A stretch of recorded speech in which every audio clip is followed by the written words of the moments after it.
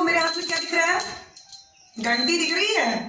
तो आइए, तो हाँ, इसी घंटी के बारे में अभी हम इस चैप्टर में कुछ बताएंगे। तो आज का चैप्टर है साउंड, ये जो कि क्लास 9th के चैप्टर 12 का साउंड चैप्टर है। तो हम आपको अब इस क्लास में बताने चलेंगे कि साउंड होता क्या है। ठीक है, तो जैसा आपने देखा कि मैंने स्टार्टिंग में घंटी को ऐसे किया तो कुछ साउंड निकल रही है, साउंड सुनाई दे रहा है कि नहीं है आप लोगों को? तो ये जो है साउंड का क्या है, जब यहाँ से हम किसको पकड़े, ये ऑब्जेक्ट है, ये घंटी क्या है, ये ऑब्जेक्ट है, इस पे कंपन हो रही है तो क्या हो रहा है, ध्वनि निकल रही है कि नहीं निकल रही है? तो बच्चा लोग, मेरे कहने का मतलब है कि जो साउंड होता है, साउंड जो होता है एक क्या होता है, प्रोडक्शन होता है, प्रोडक्शन एंड प्रोपेगेशन।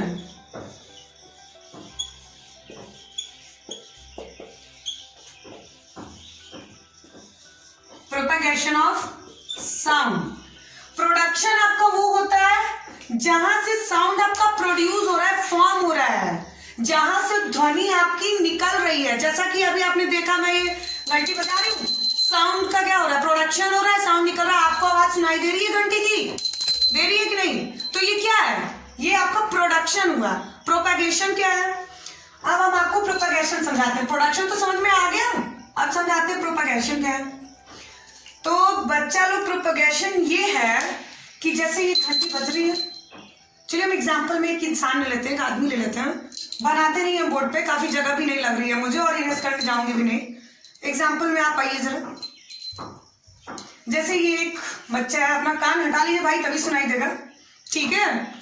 तो आप थोड़ा सा दूर हो जाइए, मेंटेन ऐसे ऐसे हो जाइए, ऐसे ऐसे, ठीक है? तो मैं आप बोर्ड पे भी बना देती हूँ, आप लोग डाउट मत होइएगा। यहाँ पे एक इंसान है, कोई आदमी है, ह्यूमन बीइंग है, ठीक है? तो यार रियल में भी खड़ा है, दिख रहा होगा आपको, ठीक है? तो यहाँ पे घंटी है, क्या है, घंटी, ठीक है? ये मैं आपको प्रोपेगेशन और साउंड बता रही हूँ। प्रोडक्शन समझ में आया, प्रोपेगेशन समझा रही हूँ, ठीक है? तो ये घंटी है, तो ये जब घंटी बज रही है, तो ये घंटी बज रही है तो ये इसके कान में जा रही होगी, क्यों? सुनाई दे रहा है? यस, सुनाई दे रहा है, देखिए यस भी बोल रहा है। तो आप लोग इसे ध्यान से समझिए कि मैं कहना क्या चाह रही हूँ। यहाँ घंटी बज रही है तो इसकी जो घंटी की जो ध्वनि है वो यहाँ से पहुंच के जाएगी इसके कानों में, ठीक? तो इसका जो पार्टिकल होगा इससे वाइब्रेट करेगा, इस वाले से, ठीक? फिर इससे वाइब्रेट करेगा, फिर इसका जो पार्टिकल है इससे वाइब्रेट करेगा। दिख रहा है बच्चों? ध्यान से देखिएगा, ठीक है? आप चले जाइए, तब तक हम बच्चों को समझा देते हैं, ठीक? फिर इसका जो पार्टिकल है, इसका इससे वाइब्रेट करेगा, फिर इसका जो पार्टिकल है इससे वाइब्रेट करेगा, फिर इसका जो पार्टिकल है इससे वाइब्रेट करेगा, ठीक? ऐसे करते करते आपके कानों में सुनाई देगा। तो बेटा, this is known as a propagation of sound. तो प्रोडक्शन ऑफ साउंड क्या है, प्रोपेगेशन ऑफ साउंड क्या है? तो मुझे लगता है कि इसमें कोई डाउट नहीं होगा। पहली बात तो आप लोग ये समझ लीजिए कि साउंड में सबसे बड़ा रोल वाइब्रेशन का होता है। वाइब्रेशन इट्स मीन कंपन। कंपन जानते हैं ना? जस्ट लाइक आप लोग बोलते हैं, थोड़ा सा आप लोग देखिएगा, थोड़ा सा भी बोलिए, वीडियो देख रहे हैं तो आप लोग बोलिए। बोलते हैं तो यहाँ पे वोकल कार्ड होता है, तो जब आप बोलते हैं तो यहाँ पे ये वोकल कार्ड दिख रहा है, जब बोलेंगे तो यहाँ पे कंपन होगा, कंपन होता है। तो जब कंपन होता है तो क्या होता है, साउंड क्या होता है, प्रोड्यूस होता है। तो साउंड में सबसे बड़ा रोल किसका होता है, वाइब्रेशन, कंपन की ही वजह से ध्वनि की उत्पत्ति होती है। बात समझ में आ रही है? ये घंटी है, अगर हम इसको ऐसे हिला रहे हैं तो ये कंपन होता है, फिर ध्वनि प्रोड्यूस होता है।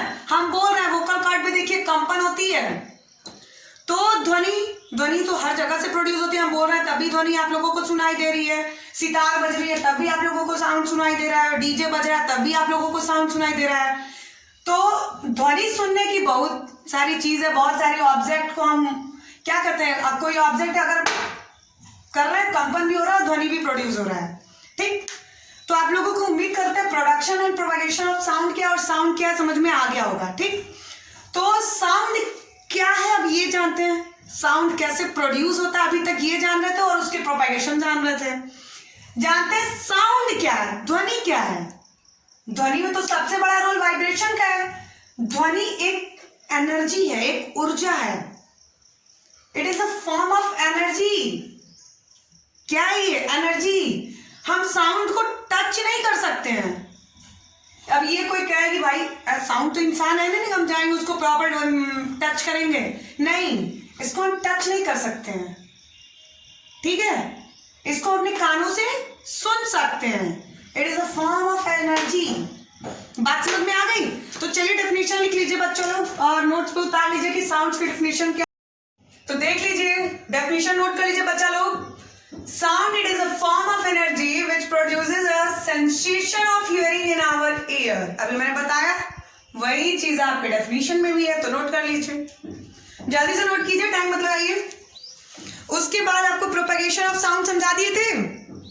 चलिए तो आप लिख लीजिए प्रोपगेशन ऑफ साउंड क्या होता है। प्रोपगेशन ऑफ साउंड में मैंने क्या बताया था कि साउंड एक मीडियम से कैसे दूसरे मीडियम में ट्रांसमिट करता है, यही बताया था ना। साउंड क्या है, जस्ट लाइक अ वेव है, इसके पार्टिकल का जो मोशन है वेव की तरह होता है, इसीलिए इसको हम क्या कहते हैं, मैकेनिकल वेव भी कहते हैं।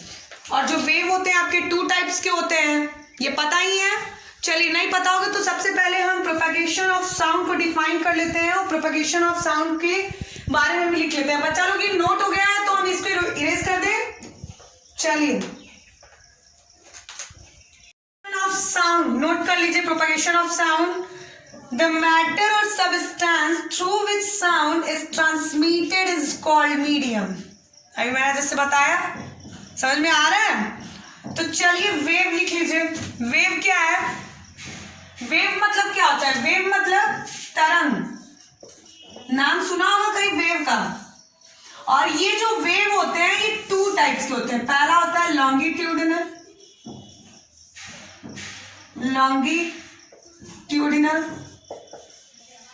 और दूसरा जो होता है आपका ट्रांसवर्स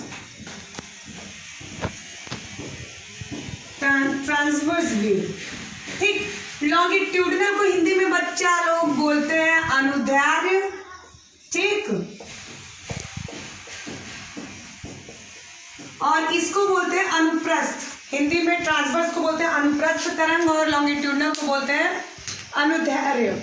हिंदी में इसलिए बता रही हूँ ताकि किसी को प्रॉब्लम ना हो, यूपी बोर्ड वालों को भी ना हो और सीबीएसई बोर्ड वालों को भी ना हो।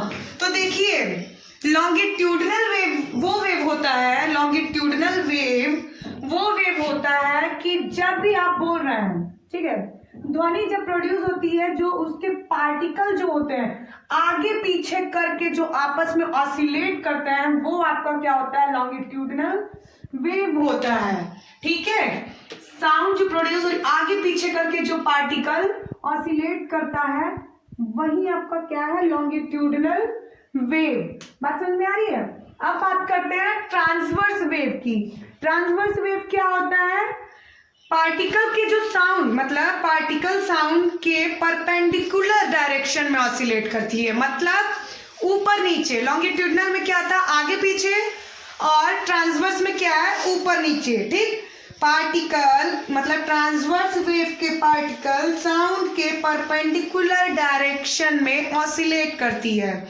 बात समझ में आ रहा है, ऊपर नीचे करके साउंड जो है।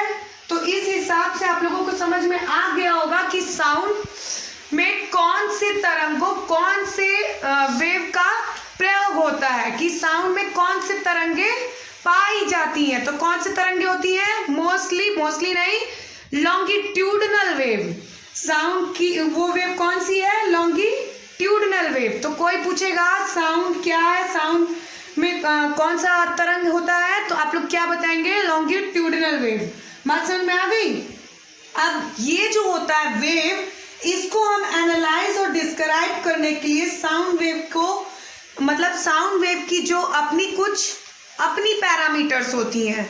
फॉर एग्जाम्पल जैसे आप लोग नाम सुने होंगे एम्पलीट्यूड, फ्रीक्वेंसी, ऑसिलेशन। बात समझ में आ रही है? तो चलिए इसके बारे में भी बात करेंगे, लेकिन इसके बारे में हम नेक्स्ट वीडियो में आप लोग देखिएगा कि फ्रीक्वेंसी क्या होती है, ऑसिलेशन क्या होता है और टाइम पीरियड क्या होता है, ये हम नेक्स्ट वीडियो में जानेंगे और ब्रीफली एक्सप्लेन करके आप लोगों को बताएंगे। ठीक, जहां तक कि मुझे लगता है कि आप लोगों को ये साउंड समझ में आ गया होगा, production of sound, propagation of sound और लॉन्गिट्यूडनल वेव और ट्रांसवर्स वेव। उम्मीद करते हैं बच्चा लोग कि ये आप लोगों को बहुत अच्छे से समझ में आया होगा। तो अगर जो भी चीजें, जो टॉपिक आप लोगों को क्लियर नहीं होंगी वो कमेंट में आप लोग जरूर बताइएगा। धन्यवाद।